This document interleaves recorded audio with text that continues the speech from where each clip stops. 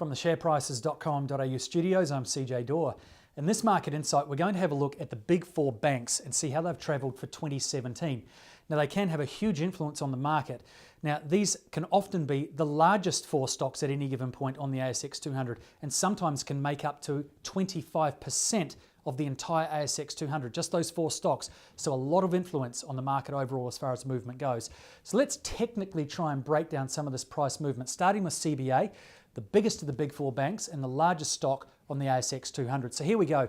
This chart represents all of 2017 right through until recent times, close of play, July 25. So coming in from the left-hand side is the start of the year, and we start to build up and down, all the way to a peak at the top. But let's have a look at those peaks.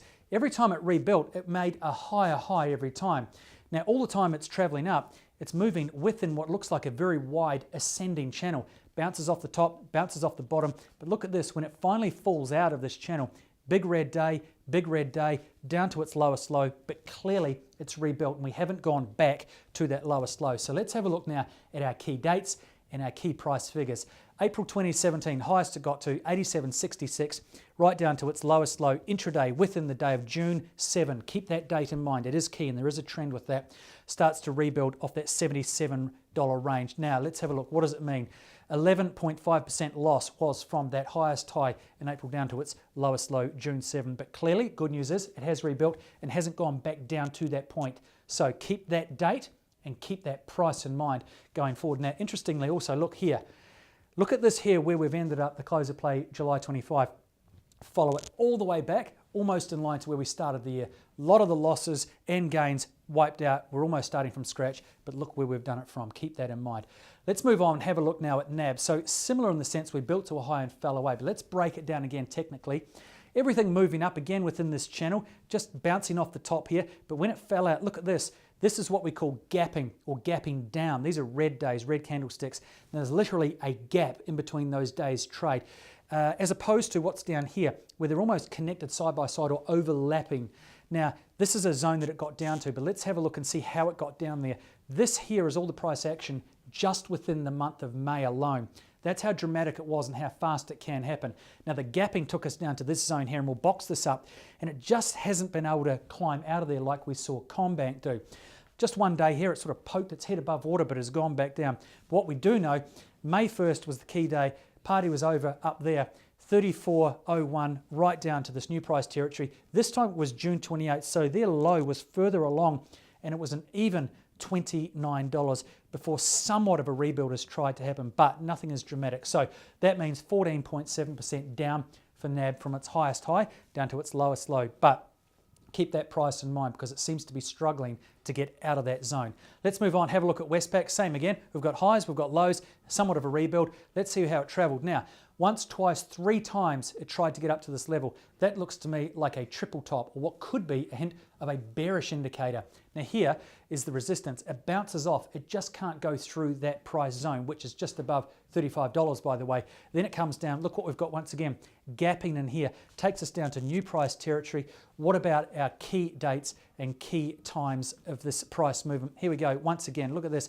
May 1st, 35.30, right down to that key date again, June 7, got as low as it did within that trading day into the $29.40 range. But clearly it has rebuilt. It hasn't stayed there like NAB, which is struggling to get back out. So note again, and we'll move it all the way across here, pretty close to where we started the year once again, but this has clearly started to rise out of its lowest low and hasn't gone back to that. So let's move on, have a look at the loss. 16.7% from that highest high to its lowest low. They are getting more on a proportionate scale of percentage based on that share price.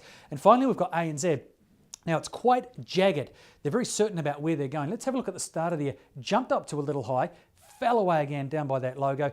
Then we go up to a new high here, and clearly it made its way down. And look here, once again in that territory, gapping. It gapped right down into this new price territory here. Now let's have a look at the rebuild for them. Pretty certain that they're done with that zone and clearly moving out of here. So NAB's the only one that's just holding, lurking in that zone that hasn't quite found enough strength or the bias to kick it back up into new price territory. Let's have a look. Let's go all the way across again. Yep, we've got that price territory.